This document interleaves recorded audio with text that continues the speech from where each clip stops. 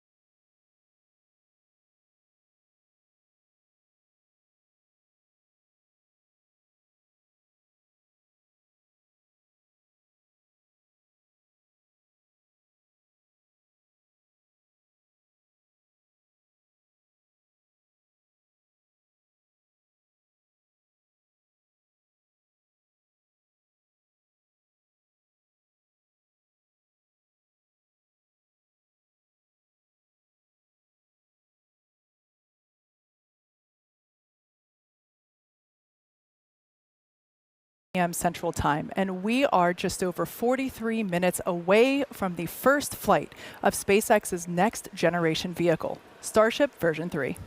I'm Kate Tice, Senior Manager of Quality Systems Engineering. And I'm Jake Berkowitz, a lead propulsion engineer. And today we're coming to you live from just outside the production floor at Star Factory, where the team's preparing for Starship's 12th test flight. Yeah, it's been a few months since our last update, and in that time, the team has been working hard to completely redesign the entire rocket that you see there from the ground up. Yeah, that's right, Kate. Starship version 3 has undergone significant upgrades, taking everything we've learned from the previous 11 flights to make a vehicle capable of full and rapid reusability. This includes everything from a new booster, new ship, new engines, to a new launch pad, new avionics, new software, and so much more. All of that hardware is just down the road at Pad 2, a little over 1.5 miles away from Jake and myself. And in our viewing area outside on the lawn, Starbase employees are excited and already starting to gather to watch today's flight.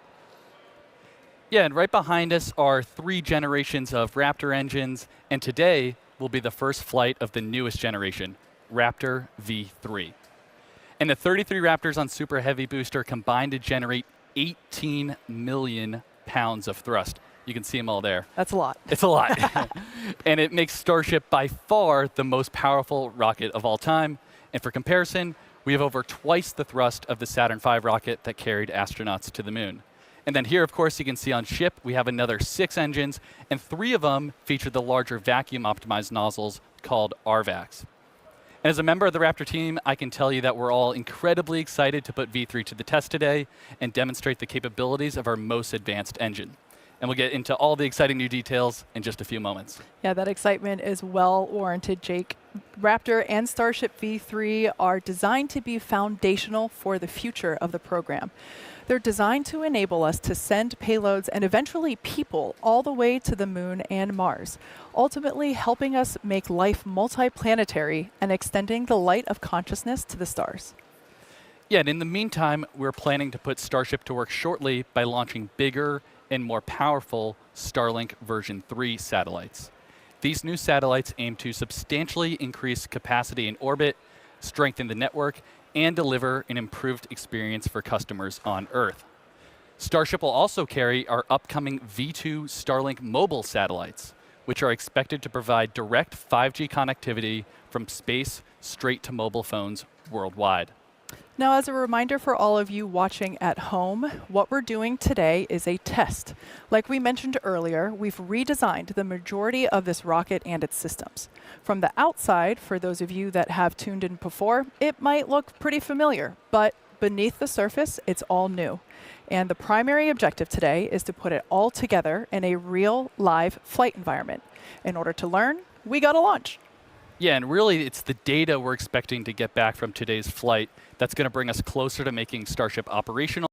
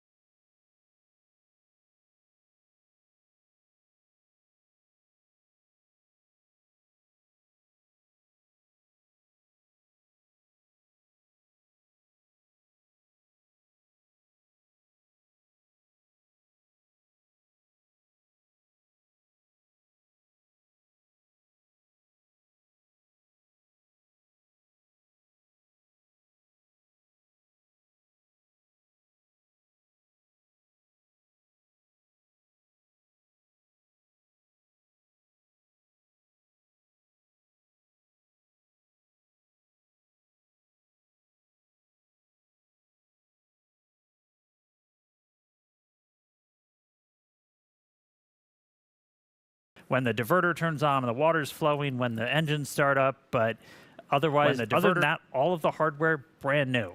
New booster, new ship, new engines, new pad. let's nerd out. Let's dive right into it. So there it is on the pad. Say hello to Starship version 3. As Kate noted, some of the outside might look familiar, but we've made extensive upgrades across every single system. Start with the big picture, because Starship still very, very big.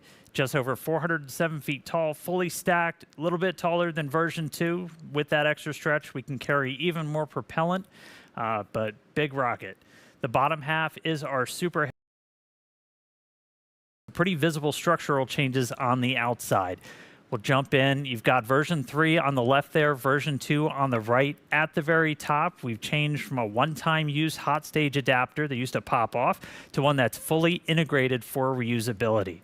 And Starship's Raptors are actually going to be igniting directly on top of the booster's fuel tank.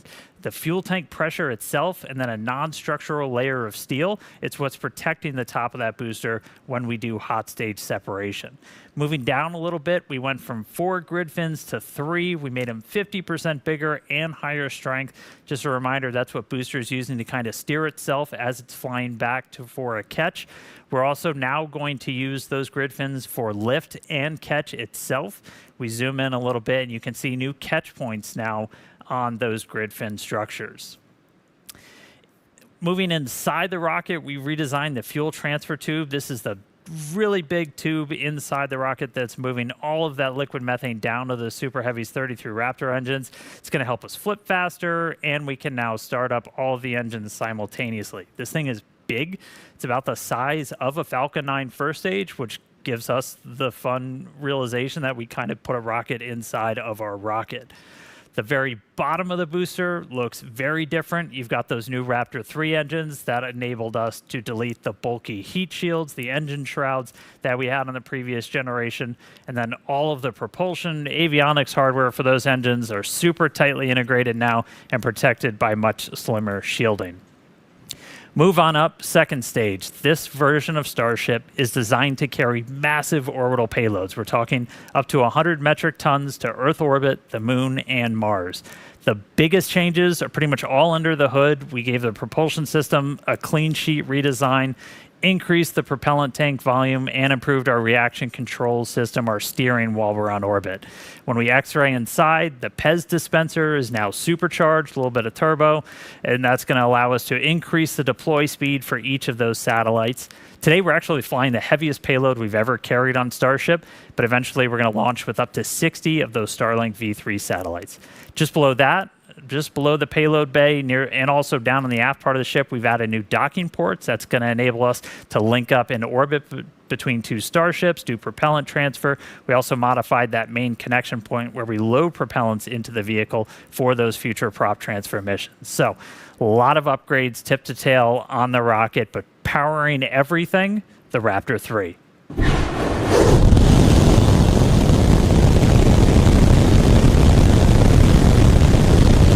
There they are, ripping in real time. These engines manufactured in Hawthorne, California, tested at our site up in McGregor.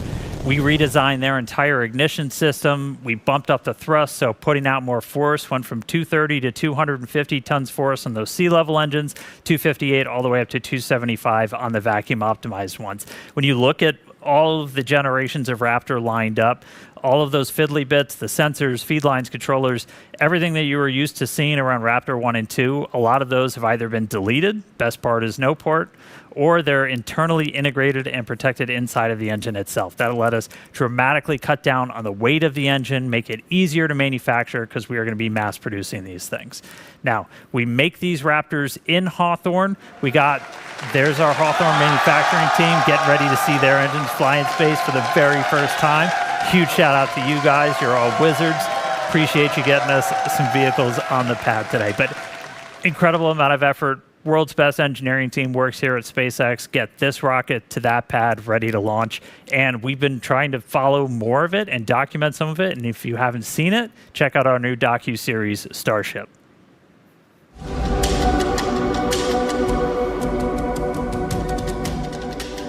We really, built this rocket from scratch, but we've also built the pad from scratch, so it's all kinds of new systems. This will be the first time that we bring together the pad and vehicle pieces to make sure that they all work.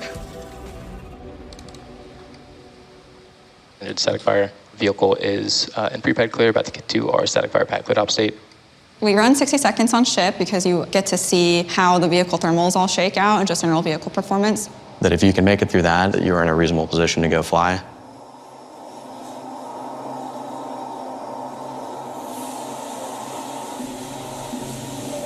Start up.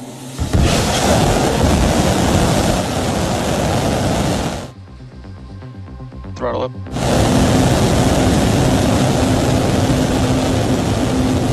Plus 10.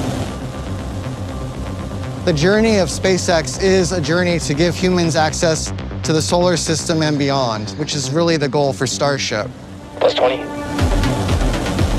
The impact that this rocket is going to have on the world, I don't think most people can really comprehend the change it's going to have. Plus 30. This is such a wild ride. The highs are high, the lows are low, as we really work to get to ultimately launching people, which is going to be amazing. Plus 40. It is not impossible just because it's far beyond what has been done before. We've proved that time and time again. Plus 50.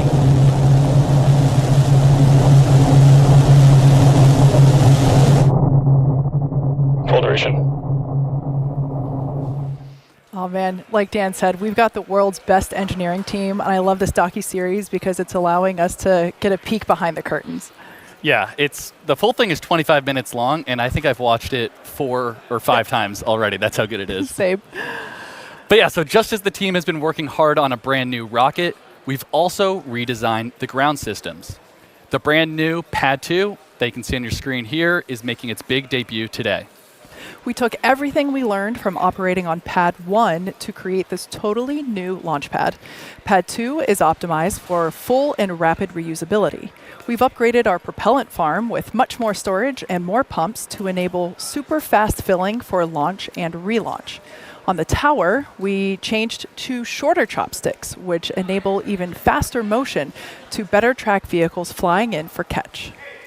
Yeah, we also changed the actuators driving those chopsticks from hydraulics to 100% electromechanical, increasing their speed, redundancy, and reliability. On the ground, the launch mount was completely redesigned, and if I had to describe it in one word, I'd say it's robust. With the extensive concrete and steel cladding, it almost feels like you're looking at a battleship, not a launch pad. But it's also smarter. We've separated the fuel and ox systems into different compartments and repositioned the booster quick disconnects to be out of the vehicle's plume during liftoff. Yeah, and perhaps the most obvious change, we've now got a bi-directional flame diverter. We said goodbye to the pancake, and a new top deck flame deflector to eliminate metal wearing down, which will help us get to zero refurbishment between launches. In fact, that new flame trench and the new chopsticks are featured here on our new Pad 2 launch shirts.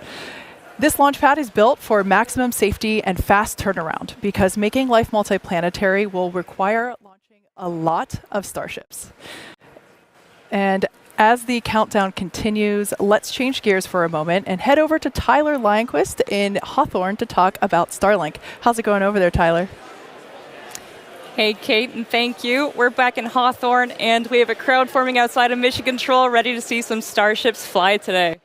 And like Jake mentioned earlier, on today's flight, we're deploying 20 Starlink simulators, plus 2 modified Starlink satellites, which our team internally refers to as Dodger Dogs, because we stretch that V2 mini satellite propellant tank so that it sticks out from both ends of the satellite.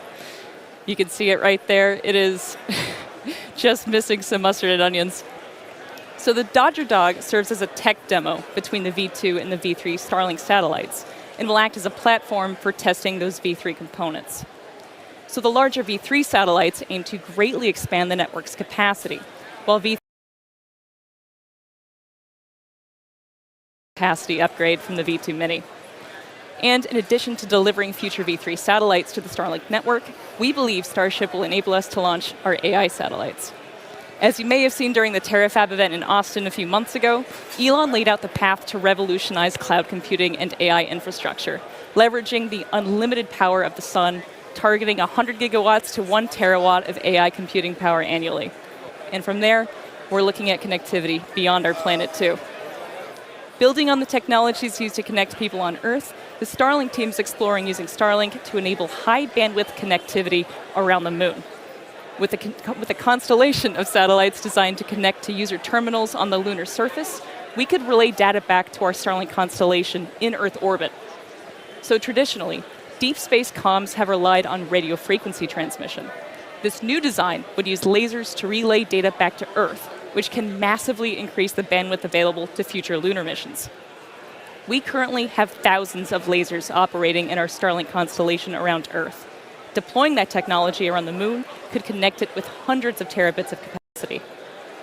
Together, this could provide the connectivity backbone between the Earth and the moon and enable gigabit connectivity anywhere on the lunar surface, providing data for rovers, habitats, and astronauts, and hopefully some incredible views for us back on Earth too. So all of that adds up to a lot of satellites. But the good news is that there's still plenty of space in space. But that said, the Starlink team takes space safety extremely seriously. And we work hard to encourage best practices across the entire industry so space stays open for as many people as possible. There are tens of thousands of known space debris in low Earth orbit right now. All of that debris comes from man-made activities. A lot of people talk about space being really congested, and they show this dust cloud around the Earth of all these points, and it looks like space is super, super crowded. I think if you take all the spacecraft that are in orbit, it's equivalent to about 3 aircraft flying over California at one time. So space is so much bigger, so many dimensions that are much beyond what we can comprehend. But even though it's big, there still is a potential that these satellites could collide and could hit each other if we don't proactively share information.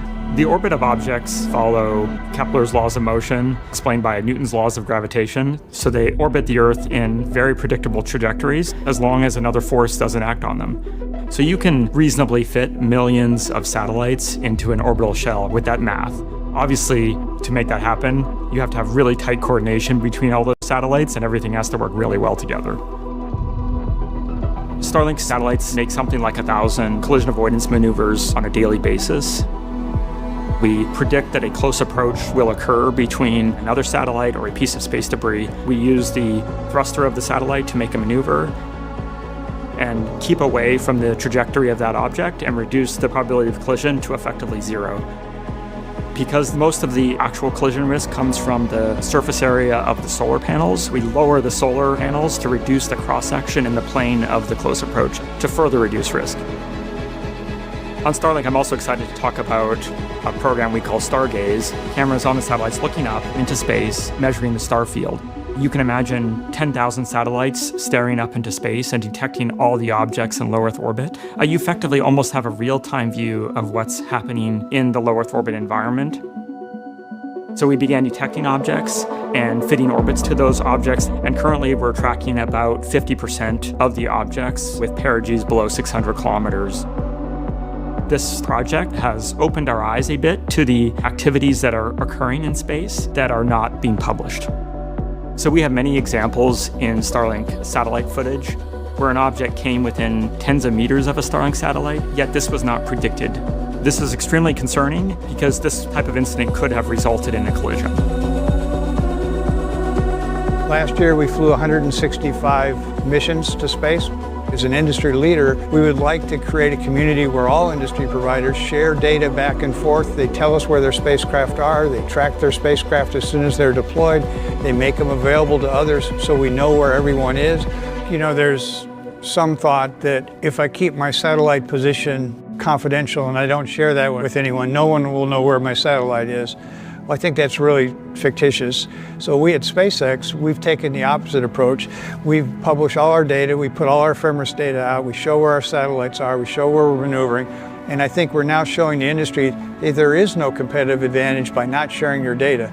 We're demonstrating to the outside world what good practices are. We as an industry have a tremendous obligation at this time, at this formative state, to actually communicate with each other, share best practices, and be good stewards amongst each other. It'll make us better as an industry. It'll give us an industry of the future that will continue to grow, continue to innovate, and help every company to grow and generate revenue. To maintain safety in low Earth orbit, it's incredibly important that we work together as satellite operators and are very transparent in the activities that we are conducting. I think that an irresponsible satellite operator is one who either doesn't know where their spacecraft is or where it's going to go, or isn't broadcasting that to the world. Space is big, but operators are not always predictable. We want to enable other missions, the Moon and Mars and interplanetary exploration. So ensuring that activities like that can persist for the duration of humanity is incredibly important. Fundamentally, I think the message to operators is to be transparent about what you're doing in space, transparent about where your satellite is and where it's going, and make sure you have the tools to ensure that that information is accurate all the time.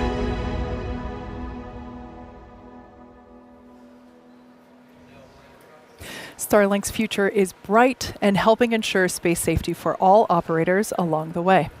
Now let's take a look into the flight profile for today's test. As we've mentioned a few times already, there are numerous redesigns making their debut today across the entire launch vehicle. In light of this, we want to keep our learning focused on all that new hardware and software, so we're running a flight profile similar to our last 2 Starship flights in order to minimize new variables. Yeah, and we'll start with liftoff, where Super Heavy ignites 33 brand new Raptor 3 engines. We power through ascent ahead of hot stage separation. Booster shuts down all but 5 sustainer engines. Stage 2 lights its Raptor engines while still attached to Super Heavy. We get to see stage separation debuting the integrated hot stage. Directional booster flip, engine relight, and boost back using 33 engines. And after coasting for a few minutes, the booster today will target a landing burn and soft splashdown a few miles off the coast from Starbase. Yeah, Ship does a bunch of fun things like deploying 20 Starlink simulator satellites, 2 of them Dodger Dogs as we affectionately call them, single engine Raptor relight, and then re-entry. Everybody's favorite part, lots of fun Technicolor colors that will be brought to us by Starlink. And if all of that goes as planned, we will finish the test with a flip, a landing burn, and a soft splashdown in the Indian Ocean. And actually, in just a few moments, thanks to Starlink, we'll be going live to the Indian Ocean and chatting with the ship recovery team stationed out there. I'm so excited for that. That's going to be awesome. So cool.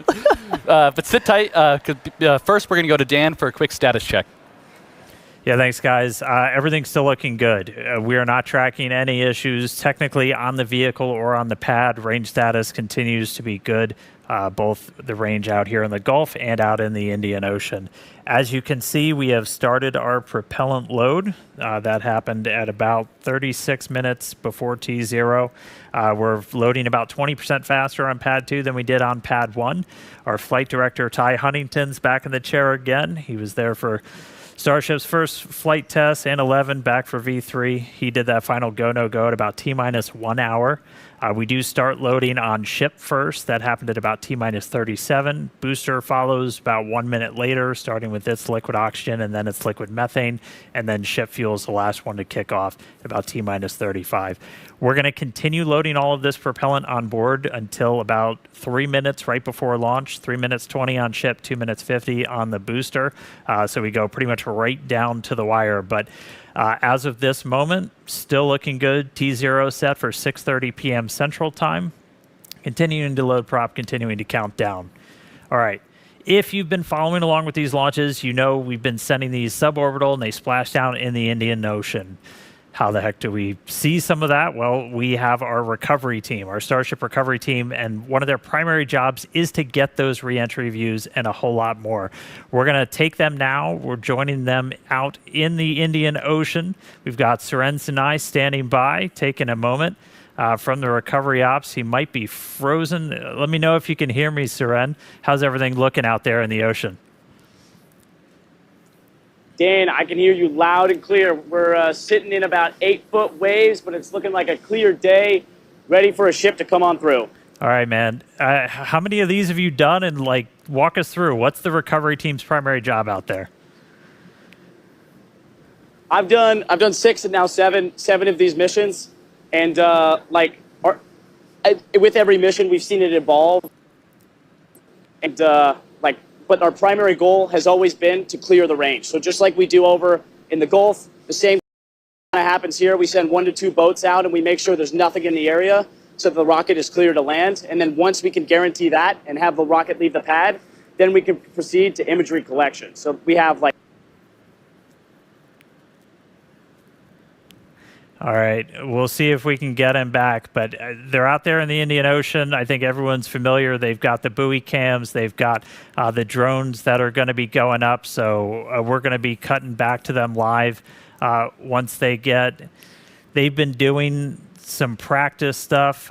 We've been able to shoot some of this. So there you can see Seren getting those buoy boats. So they're basically out there. They're deploying these boats in the splashdown zone. If you get a live view from one of these boats, that tells you that we're pretty much nailing our target on that.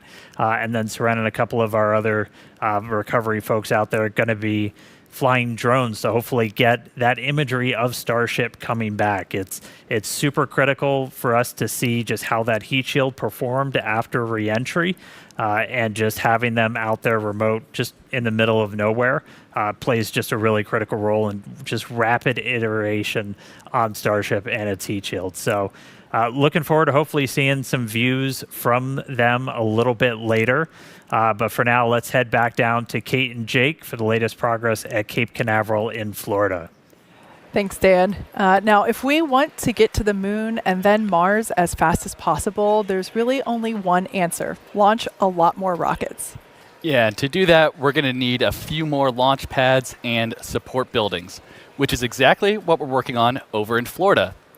So originally built for Apollo and then the Space Shuttle, Launch Complex 39A has flown 126 Falcon missions since SpaceX reactivated the pad in 2017. Yeah, it's crazy that it's that many. Fun fact, I actually hosted the live webcast for our very first launch at Pad 39A, and it was so exciting to see that come back to life. It's also exciting to see how today, almost 10 years later, the ongoing construction and development that will bring a second launch tower to Launch Complex 39A. You can see it ongoing there on your screen. It's designed to expand our capabilities to support Starship launches in the future, while also continuing to support Falcon Heavy missions from the original Apollo Shuttle Falcon launch tower. Yeah, and we're also building a Starship launch pad at Slick 37. And to support the uptick in future launches, there's Gigabay, a giant assembly and maintenance facility designed to prep Starships ahead of Florida launches. And when complete, this huge structure aims to hold 24 work cells in over 800,000 square feet of workspace. That's 24 rockets under one roof. That's absolutely crazy. Gonna be so many. Yeah. So SpaceX's future in Florida is quickly taking shape with our very first launches on the horizon. Yes, a horizon that aims for regular trips to the moon. Now, staying with the lunar conversation, we're going to head back up to Dan, who has Starship Vice President of Engineering, Bill Riley, our favorite webcast visitor, to talk about the moon. That's right, Kate. Yeah, crashing the webcast again. Bill Riley, VP of Starship Engineering. Thanks for coming, Bill. We wanted like a couple of minutes to geek out about the moon. Like Artemis 2 just flew humans around the moon for the first time in like 50 years, more than 50 years. I personally was wildly caught up in it. I don't know how you felt about the whole thing. Yeah, I found it really inspirational. I think part of being a spacefaring civilization is being out there exploring, and I thought Artemis 2 got us back to the moon and back exploring and being out farther than we had been before. It's always wild when you see space stuff kind of break through into the mainstream, and like it felt like that really did it. And I mean, that's going to continue happening. We're looking at a higher cadence of missions in Artemis, and Starship's obviously going to play a pretty big role in the entire Artemis program. But like, what's kind of next on the horizon? I think what's exciting about Artemis 3 is you'll see the landers introduced now. So maybe we're talking to NASA about doing an Earth orbit rendezvous where the Starship-based lander could be in proximity to Orion or even more. I think that's really the next step. Prove out those landers close to home in Earth orbit, and then looking ahead, going to the moon. And we're debuting V3 now, and just some of the stuff that's now on this version of Starship is going to directly enable some of that, or it's planned to, correct? That's right. So V3 is exciting because it really introduces it's designed to introduce all these fundamental foundational features that allow us to go out past the Earth. So for example, there's many features, but some that are visible are the docking adapters below the PES door that you'll notice on the as-built ship. And then as we look out past V3, there's other configurations of Starship. There is a tanker that takes the propellant to dock with the lander that will land on the moon. And think of the on-orbit propellant transfer as sort of like the gas station in the sky. And then that gas station will be what we call the depot. And then the plan now, and the plan's been, but it's really emphasized now, we're not just going for flags and footprints, we're talking permanent infrastructure on the moon, right? That's right. We have to build up to that capacity. So the first landers will be, a new set of boot prints to kind of start a new generation of explorers. Then we'll build into cargo landers like you see here, maybe bringing down a rover to the surface. Some infrastructure might even be staying inside the landers.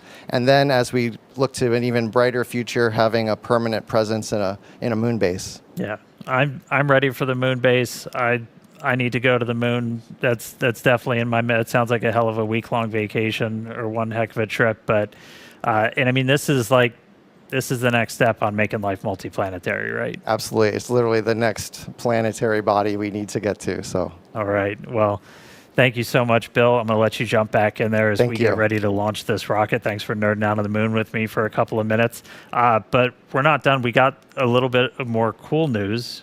Stick around. Last year, the From 2 crew made history. They were the first astronauts ever to explore Earth's polar regions from space in Dragon. I got to catch up with that mission commander from that, Chun Wang. He was visiting one of the most remote places on the planet, and he had some exciting news.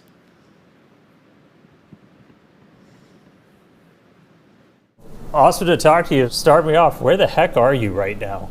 Thank you for joining me to Fui Island, and this isolated island in the South Atlantic. It's arguably the most remote island in the world. It looks super isolated. You're only there with a couple of people. Kind of feels like a space mission to me. So let's just jump right in. You are going to be on the first interplanetary mission on a Starship. So it's going to be a flyby mission of Mars. So a lot of people are talking about how Mars will be like. We're going to fly to Mars, we're going to land on Mars, we're going to build city on Mars. But let's get it started with a flyby. Doing a flyby of Mars, that's a heck of a trip, but you're kind of built for this kind of mission, right? Because if you're not landing on the surface, you're spending a long time going out there, you're going to fly by it. It's going to be like just an insane couple of hours, and then it's a big trip back home. How are you kind of built to handle this kind of a journey? This actually my style of spiral. I can stare at the map view on airplane all the way from takeoff to landing. So I think I'm enjoying the trip. So it's not just the Mars flight, you're also going to be taking a trip around the moon, right? So kind of do that step before heading all the way out to Mars. Yes, because even though it's just a flyby, it will try a lot of things that never been attempted before. How do you kind of see these types of missions in kind of the grand scheme of everything? It will light the fire. It will ignite imagination, and it will build the momentum. After we come back from Mars, you'll have an opportunity to take some real photos of Mars. Mars will no longer become a distant space. It will become reality. Well, Chun, thanks for calling in from the other side of the planet. Super cool location, super cool to talk to you, and exciting. You're going to get on Starship. You're going to go around the moon and then do the first flyby of Mars. It's insanely exciting stuff. Yeah, looking forward to that. Oh man, fireworks indeed. Just incredible to be one of the first humans to become an interplanetary traveler while also joining Starship's first mission to fly past the moon. Yeah, Chun is certainly a one-of-a-kind explorer. And it's even more exciting to know everyone can join a future Starship mission. Yeah. If what you just heard excites you, challenges you, inspires you, we'd like to hear from you. Come join our team. Be one of the people walking past us out to the lawn to watch the world's best rocket launch. Help shape the literal future of humanity. Now, we need the best and the brightest, and we need you right now. Yeah, and we have tons of openings all across the company where we're looking for talented engineers and technicians at all of our sites, including McGregor, Texas, where we test every single one of these Raptor V3 engines behind us. Bastrop, Texas, where we build and assemble Starlink user terminals. We also need help up in Redmond, Washington. That's Starlink's global headquarters, where, among other things, we manufacture Starlink satellites. If you like the fall weather, that might be the place for you. And as you've seen throughout today's show, there is a tremendous amount of activity